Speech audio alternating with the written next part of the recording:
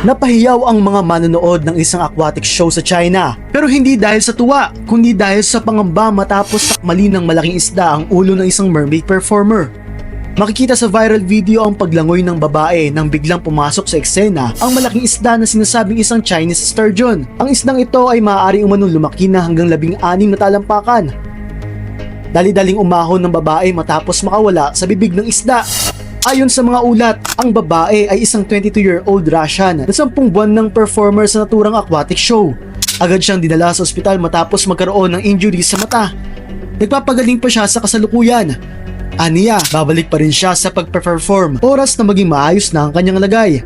Sa isang panayam sa magazine outlet na People, itinanggi niyang sinubukang pagtakpan ng kanyang employer ang insidente.